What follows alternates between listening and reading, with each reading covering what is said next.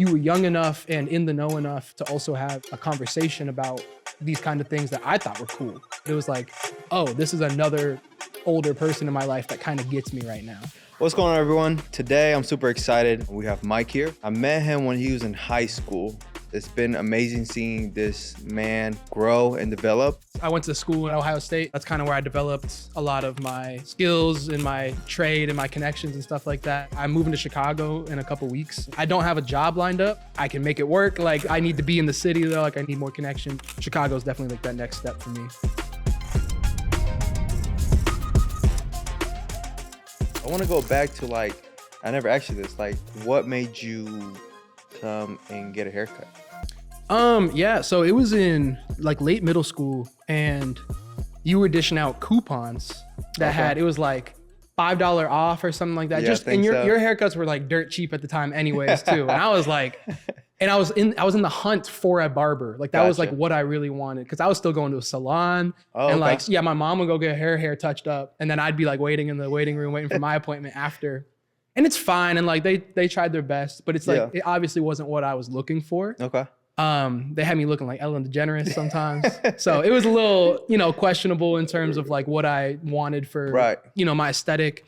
But it was just cool because I found you at a time when kids are like, it was 8th grade, freshman year of high school, when kids are really trying to like develop. Find who they are. Yeah. And it's like, you're not going to find who you are at that age, right? Nobody does, but like just, oh, I'm interested in this. And not because my friend is, but like, I'm actually interested in it. I like this music. I like this, whatever. When my friend gave me like a coupon for you, I was like, all right, try it out. Like I've had so many failures with other barbers around the area.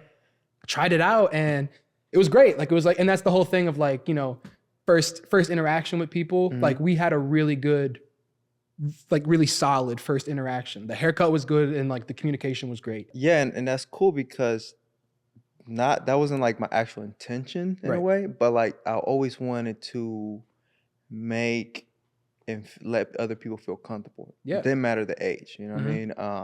And at that time when I opened up, I was like 22 going 23. That's insane because that's literally where I'm at right now. Yeah. Wow. And part of the goal was, the surrounding kids, the youth, to give them a place where it's safe, it's urban, and where parents felt comfortable leaving their kids. Not technically, it's not daycare, but but enough where like, they feel like, hey, I can take them to that shop and they won't be safe there, And it's cool that you're expressing this now because my goals were similar to what you're explaining right now. So yeah, I think it's funny too because I mean my dad is a client of yours now as well. Yeah. And that took a while because when I started getting my haircut, he would just drop me off. Right.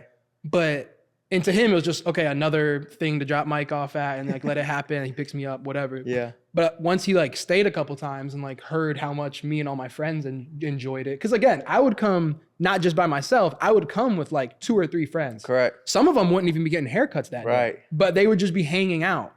And it was just fun. Like they'd be sitting on, like I remember where your old chair was. It was right in the front left corner of the old shop. And there was little benches right there. They'd be like standing on the benches and stuff. It was just fun. It was a cool. And when my dad would pick me up and they'd be like, oh, like Mike had a really good time just getting a haircut. It was weird, but it was always fresh. It was always a good haircut. And so I think for him, eventually he saw that and then he took the time slowly more. So like meeting you and talking to you. And then you guys ended up becoming, like partners in a lot of things and actually like having really great conversations. And I just thought it was funny that like, at first he was kind of not like dismissive of it, but just like, it's like a younger hip barber shop. Like he didn't want to be a part of that. Right. But now it's like he understood more. It was just like, it's open to a lot of people, all walks of life. It wasn't just that little crowd that made us feel cool, but he feels cool when he goes in and he leaves especially. And that's something I always wanted to bring out. Like it's not just for one demographic or one setting of lifestyles. Like it's for everybody. Yeah. And once I got to meet your dad, he sat in the chair and I realized what he did for a living. Like I knew what I was putting out worked because the work that he does is,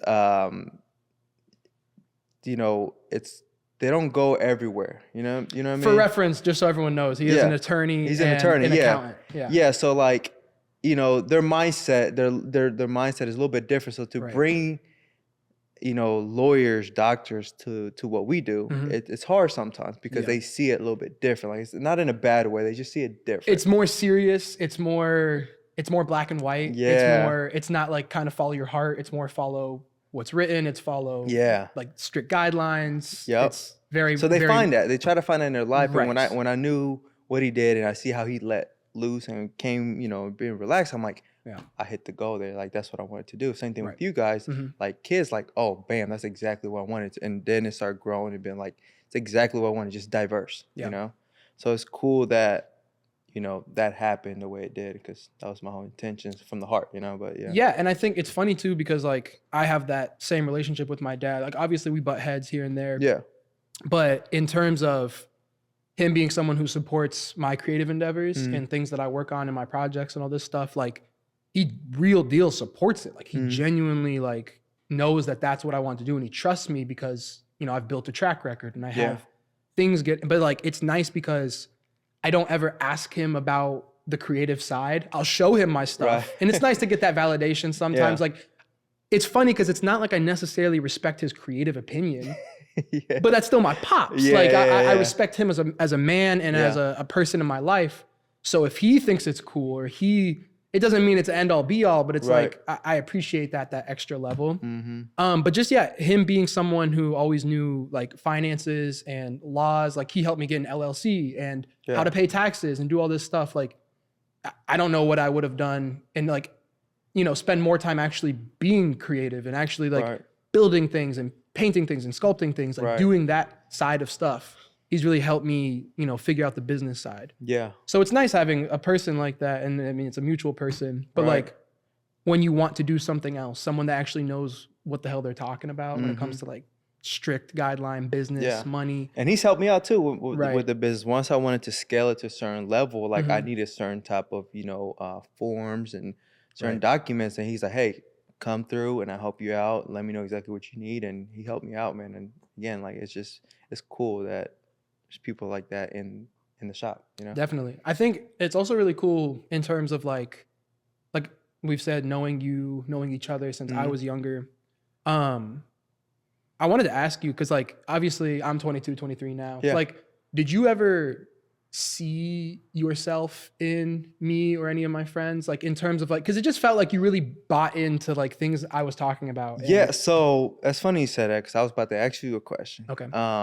Not a question. It was kind of like a question, but like, when you started mentioning to me about what you wanted to do in the beginning, which was clothing, remember? And like the creative side.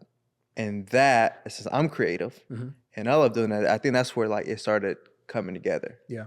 And I'm like, I love his mindset on how he goes about things. I would love to help him as much as he lets me help him. You know what I mean? And that's what, when you told me you wanted to do clothing, I knew a friend, sent him your way and let you learn whatever you needed from him, Yeah. But yeah, it was really the creativity side that I seen you and how hungry you were and how excited. Because where we grew up, you don't see that a lot. So for me, that was part of my goal. If I see somebody want to do something like that, I'm not going to tear it down or question it like they did to me. Right. So I'm like, if I see somebody younger than me, I'm going to push forward. I'm just going to make them think, which, I do that a lot. Start asking you like, what about this? What about that? I'm like, I don't need an answer. Right. You go. It's just, I go home and I think about it afterwards. It's great. it is really cool that, I appreciate that. And I always assumed that, but it's just nice hearing that like you actually had that intent, right? Yeah. Because you put me on to multiple people that, helped me just do clothing. And I don't really do clothing that much anymore at all. But like the idea that there was someone at the beginning, like you fostered that connection. You built that for me. And, I'm sure I would have found another way eventually, because that's just how me and you both work. Like if someone doesn't have someone, you're going to find someone else. But to not have to do that, right? To have that connection right off the bat. And it was from someone that I trust. I think that played a huge role. But yeah, just the idea that you would just listen to me and like my ideas. And there's a few people in my life that can just sit there and just soak it in, but actually like understanding and then question, like you said. Like you were able to, I would talk about, specific events that I was going to go to with my brand and like I had like a booth design and all these things. And like, this is the idea that I have. What do you think? And I would really be excited to talk to you about it because you would always ask me like, how's the brand going? How's this going? And it felt cool. I felt very heard. And it was more exciting than just getting a haircut. Like I knew I needed to get a haircut. That's run of the mill. But it was just this like, okay, I'm meeting with someone who actually like wants to hear the shit that I'm really excited about. Like I'm really like, I would just talk about this all day, every day. And I still feel the exact same way. Yeah, that's dope. Because to answer a little bit more further into your question, like I never got hurt in a way. Yeah. So for me, when somebody express themselves and I see they're super excited, I make sure I don't close those doors, you know what I mean? And make sure they're living to their potential genuinely. Yeah. You know, and so like, I just always remember that. Like, I remember when people didn't think that what I was doing made sense and, you know, questioning me, not in the right way, but in like, you know, negative way. Right. So when you come around, like I'm excited because it's something that you genuinely want to do, you're excited about, and I know you're going to go for it. So like, I'm all in, you know what I mean? And whatever idea, whatever help, you know, I'm like, hey, I know this person, hit them up, you know, figure it out. And it's just been crazy because it's not like you ever hit a point and then stopped and became like stagnant. Yeah. Like I always knew every time I was coming, you had the same energy, the same like, and I hate the word like mindset, but like you had the same like oomph to you, you know? Yeah. So I think in the barber world, a lot of barbers' mentality right now is more about serving themselves, right? And whatever helps them out. And I didn't grow up like that from my parents, you know, how they raised me. Right. But also like in the barber world reality, you're serving other people. And the art form of that is getting kind of lost. So I make sure it doesn't get lost through me. You know what I mean? Right. I want to make sure I'm there for the client. I'm there to hear them out. I've heard everything. I've heard from people, you know, doing crazy things to all type of things. You know? I know we had talked about this before, but just in terms of like, I feel like not a lot of people view being a barber as like damn near an unqualified therapist, you know? Because it's like, again, so many people like you can't just get up and walk away during the cut. Like you're sitting there, you're stuck with this person for X amount of time, however long it takes to cut your hair. Some people don't talk at all. And I know that's kind of awkward sometimes, but it's also nice. It's kind of like a break. You don't have to be on 10 and on go and invested in this conversation. But it's like, I just can't imagine how someone that has like a super busy, shitty day comes in to get a cut and you're the first person that they get to express that to. Like that's got to be heavy on you sometimes. It is. I've said it before, like for me, it's 20 different conversations a day. Which is crazy, yeah. So I got to switch, and you know the way I cut is 30 minutes each client. So it's back to back. I don't get no break. Right. And it's like, I got to turn on this switch. We talk about something exciting, right? The next guy is talking about like, I want to quit my job or, you know, something's going on personally. And it's like a depressing type of conversation. I still have to like indulge that and figure out how to make that day better for them for that day at least. You know what I mean? Or do you feel that way? Do you feel like you have to play a role in a sense that like you actually need to like help this person feel better? Not play a role. I just genuinely like just hear them out. And if they are open to my advice or whatever whatever it is, I would say, you know, whatever it is. It's just, I don't have to, you know what I mean? Some stuff like, if I don't have an answer to it, I just listen, you know? Even if they even ask me, like, hey, I'm sorry, I never went through that, you know what I mean? But I hope everything works out for you. Yeah. I'm not going to be the guy to like fake it, like, oh, like, that's just not who I am. Right. But yeah, it's a thing. You hear them out and you have to kind of, because some people are they're not there for the haircut. And that's the thing. Like, they don't really care about the haircut. Yeah. It's about, I had a guy who randomly messaged me, man, this past year, so 2024, randomly, and text me like, yo, 4 years ago when I was getting haircut, I was going through a bad divorce. You helped me through that divorce just by you being funny. That's so crazy. And it's like, I never knew that until the day he texted me. Yeah. I'm like, it's crazy, you know, if you just worried about yourself all the time, I could have maybe just made that worse for him. You know what I mean? And I just always been there in a way, like we just joke around. And I just know his personality. So like, I'm like, oh, my funny side kind of matches with his funny side. So we joke around and talk about those things, you know? That's really cool. And I think like just the idea of, being able to affect, even if it's just one person, that's more than doing nothing. Yeah. So, and clearly, like, I mean, for my sake, my father, like my friends, this guy, like a lot of people look at you that way of like someone that has altered something in them or like affected them in a positive light, other than just getting a good haircut. Yeah. I think that's really cool. Like, because like, for instance, I just spoke about like my creative journey and things that I've been making and projects I have coming up to, it was 4th and 5th graders in Middletown. Okay. And it was really cool. And it was just funny because when I was making this presentation and, I was in the mirror practicing, which is funny because it's 4th and 5th graders. And it had me thinking like, why am I practicing? Like, are they going to take anything away from this? Like, I don't know. I don't remember. Did someone speak to me in 5th grade and it really struck a chord? I don't know.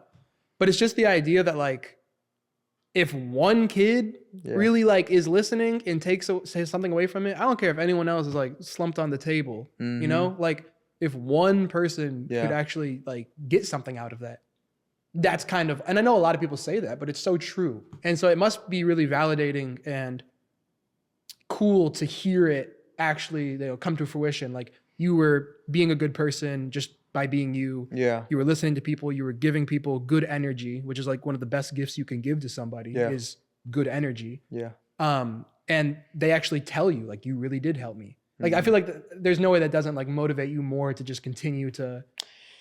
Yeah. I mean, especially going back to my industry, right? You're pouring out.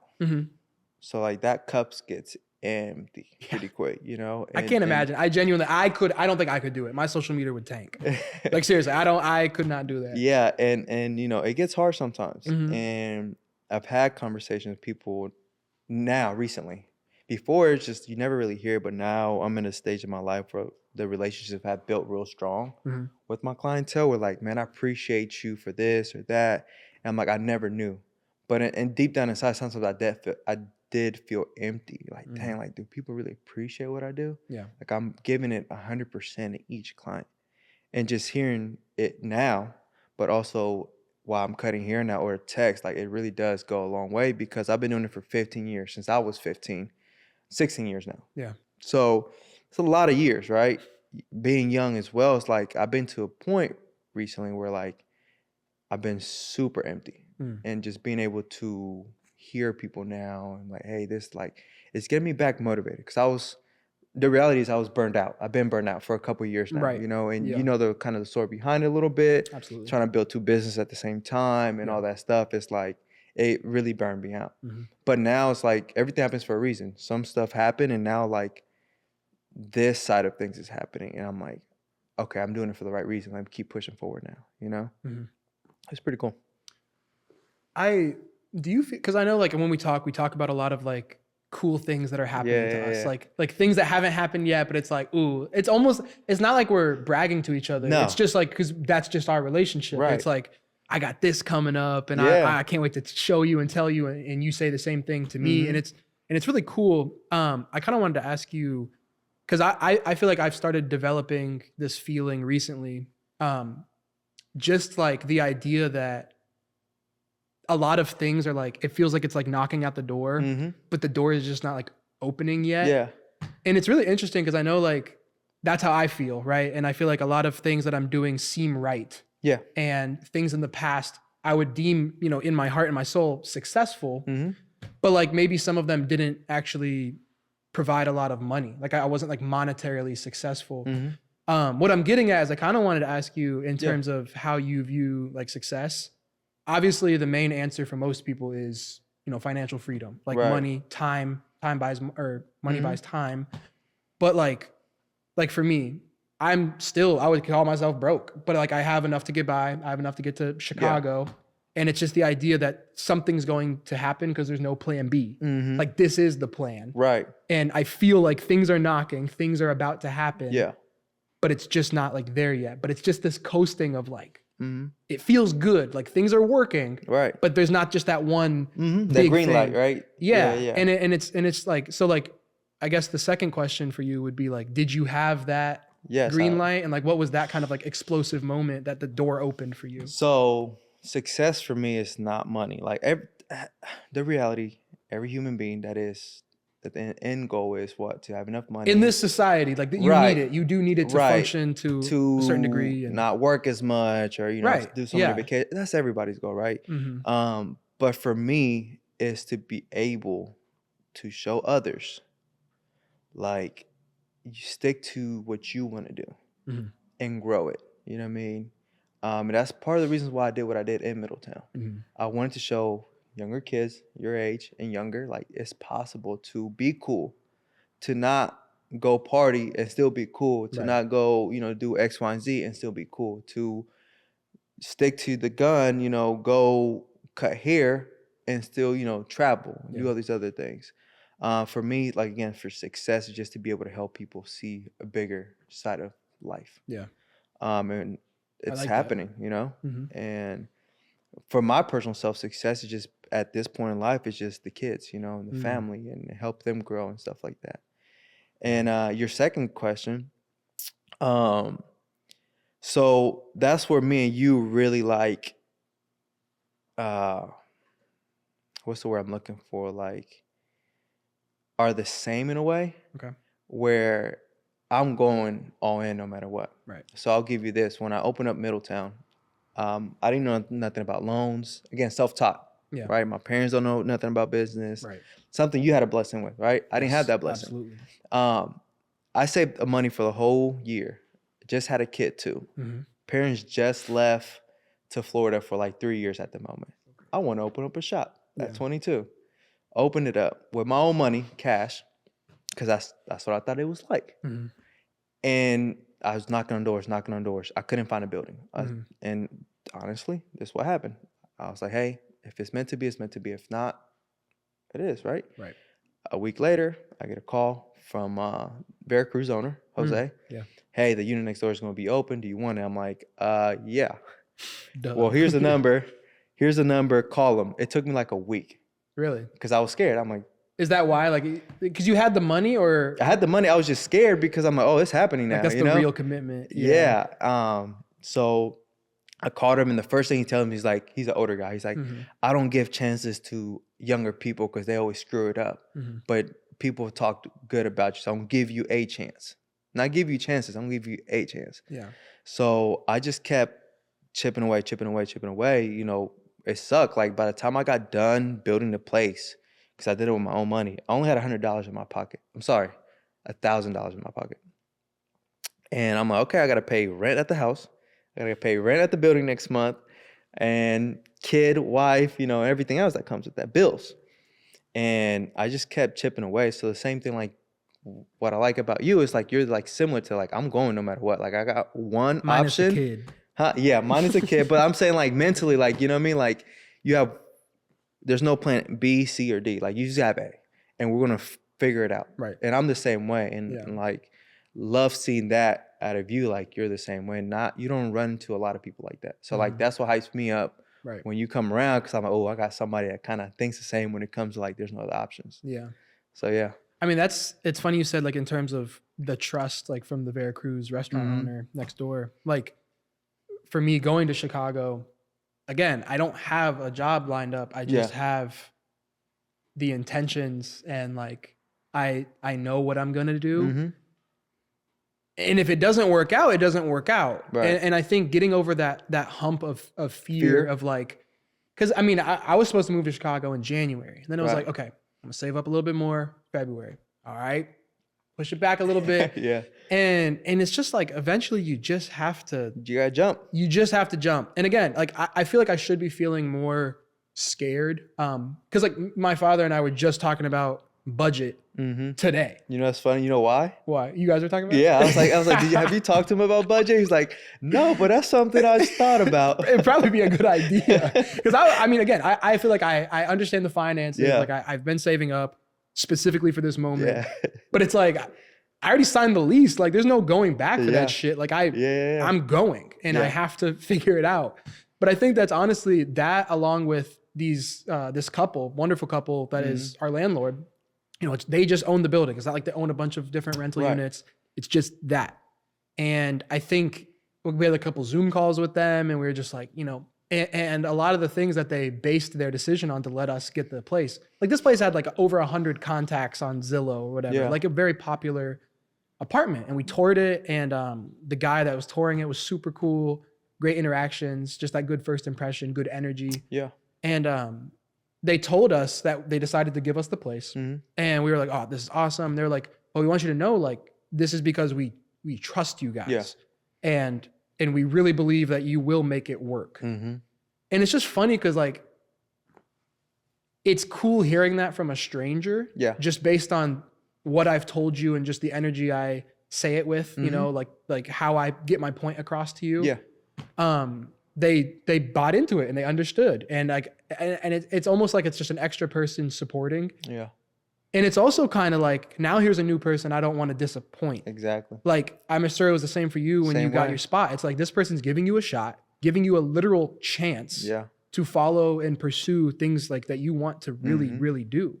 And it's like now it's like, shit, I got an aunt and uncle new, you know, like I feel like they're gonna come to the place and bring me a can of soup or something. Like just like that type of relationship. I don't know what it's gonna be like, but just like, I don't want to disappoint them because here they are saying like, we believe that you can do it. We're going to give you the shot. We're going to give you the apartment. Like that shit's crazy. They were like, we've had this place for 18 years. No one without a job like lined up has had it. We were like, well, thank you. Like, I hope it works out. But it's like, it's going to work out. Because there's no other way. There's no other plan. It's going to work out and we will figure it out. And it's just like people like you and people like me. There's a lot of people that are like that. And it's like, you just have to figure shit out. And not be scared about figuring it out. And it drives me nuts because sometimes you get the people on the other side, right? Oh, you're so lucky. And I'm like, there was no really luck to this, you know? I disagree. I do think to a certain degree, luck is a big role, but elaborate on why you say that. It's a percentage, right? Real small.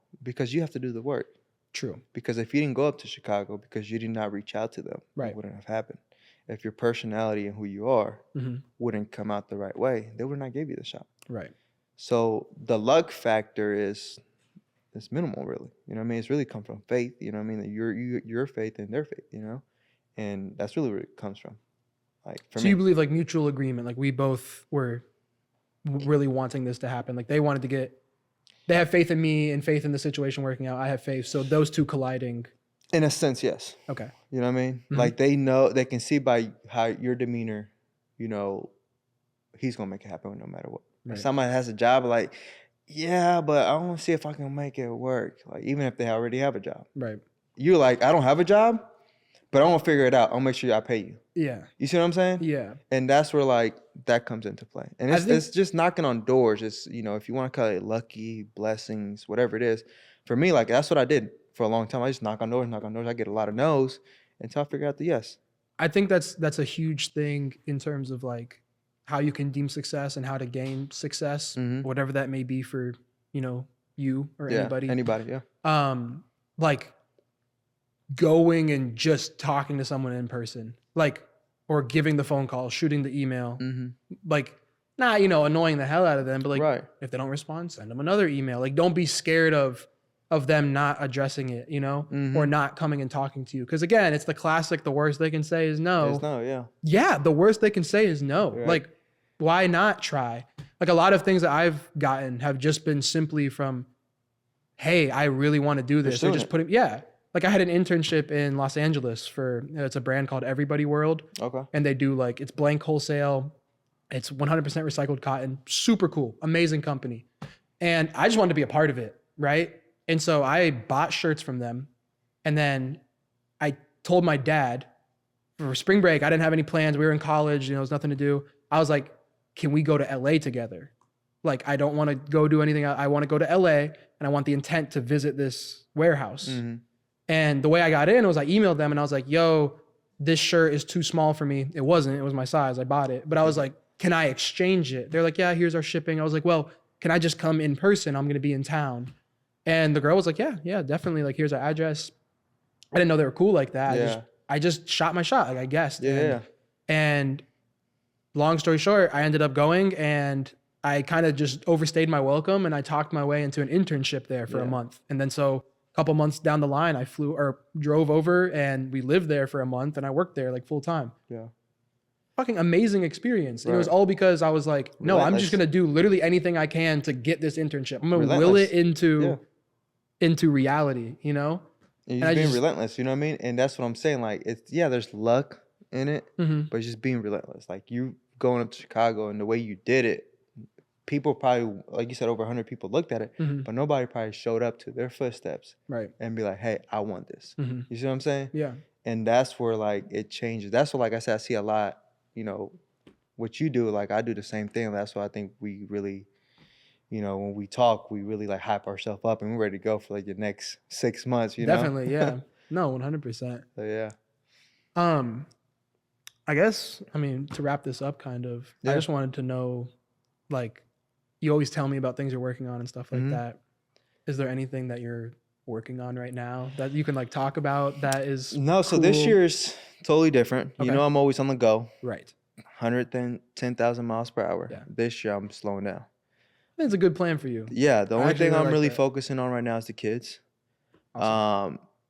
Business-wise, just sharpen up whatever needs to be sharpened up. If it's, you know, the foundation of the business or barber stylist, things like that. The only thing is really this. I want people to see what happens behind my chair and who has, you know, the relationship that I'm building with my clients and how we talk and the experience, the life lessons, and all these other things. This is it. This year I just want to share my story, and I want my clients to share their story with the world. That's it, man. I love that. That's awesome. Man, so I want to thank you for coming out. I appreciate everything you've done. I know we go back and forth with our conversations. Just keep pushing forward. I know you got other stuff you got going on, the jewelry, right? Yep, got my jewelry pieces. Handmade. Buy you some. Isos, ISOS.world. There you go. And I know you got other connections and other things going on. Just keep it up. Keep moving forward. I do got to give you some connections I got up in Chicago to help you out. I would never deny that. Thank you. And yeah, man, just keep at it. Appreciate you. Yes, sir.